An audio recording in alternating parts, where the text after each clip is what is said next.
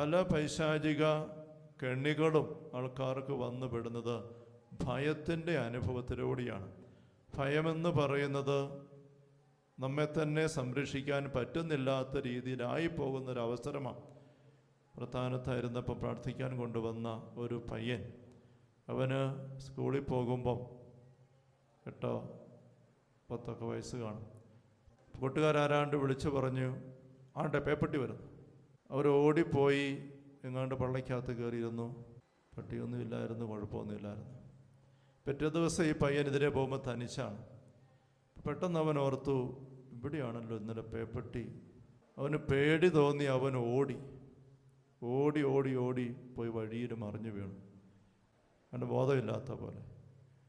ആ വഴി വന്ന മറ്റാൾക്കാരും അവനെ കണ്ടു പൊക്കിയെടുത്ത് എന്നെ പറ്റി വീട്ടുകാരെ വിളിച്ചു ആശുപത്രി കൊണ്ടുപോയി. കഞ്ഞിരപ്പള്ളിയിൽ 26 അങ്ങനെ അവന് ചങ്കിന് വല്ലാത്തൊരു വിഷമം, വലിച്ചു കൂട്ടുന്ന ഒരു വിഷമം, ശ്വാസം വിടാൻ വിഷമം, അങ്ങനെയൊക്കെ പരവേശമെടുത്ത് 26 ആശുപത്രി കിടക്കുമ്പോഴേക്ക് ആംബുലൻസെ കയറ്റി കോട്ടയത്തിന് കൊണ്ടുപോയി. മെഡിക്കൽ കോളേജിൽ, പിള്ളേരുടെ ആശുപത്രിയിൽ. അവിടെ കുറേ ദിവസമൊക്കെ നോക്കിയിട്ട് കുഴപ്പമൊന്നുമില്ല.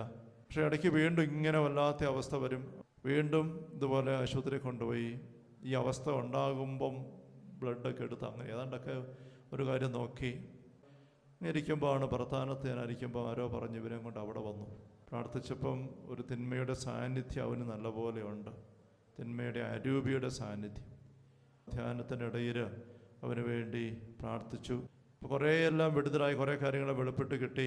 അത് കഴിഞ്ഞ് ധ്യാനം കഴിഞ്ഞ് വീണ്ടും അവനെ പ്രധാനത്ത് കൊണ്ടുപോയി 2-3 ആഴ്ചയും കൂടെ അവിടെ പള്ളിക്കൽ താമസിപ്പിച്ച് പ്രാർത്ഥിച്ചപ്പോഴാണ് അവന് സമ്പൂർണ്ണ വിടുതൽ കിട്ടുന്നത്. നമ്മളെടുക്കാനായിട്ട് പിന്നെ പഠിക്കുന്നു. അവന് ഭയത്തിലൂടെയാണ് അതേപ്പറ്റി മനസ്സിലായത്. യഥാർത്ഥത്തിൽ അവിടെ പേപ്പട്ടിയൊന്നും ഉണ്ടായിരുന്നില്ല.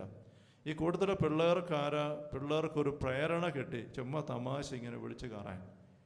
തമാശ വിളിച്ച് കയറിയപ്പം ഇവരെല്ലാം കൂടെ ഓടി. പിറ്റേ ദിവസം ആ ചിന്ത വീണ്ടും അവന് വരികയാണ്. ഭയമുണ്ടായി. ഭയത്തിൻ്റെ അവസ്ഥയിലായി കഴിഞ്ഞപ്പം നമുക്കറിയാം, പേടിക്കുമ്പം നമുക്ക് പരിസരബോധമില്ല. എന്താ നമ്മൾ ചെയ്യുന്നത്, എവിടെയാണെന്ന് നമ്മൾ അറിയുകയില്ല, ഓർക്കുകയില്ല. അത് പലപ്പോഴും തിന്മയ്ക്ക് കടന്നു കയറാനുള്ള അവസരമായിട്ട് തീരുന്നതായിട്ട് കാണുന്നുണ്ട്.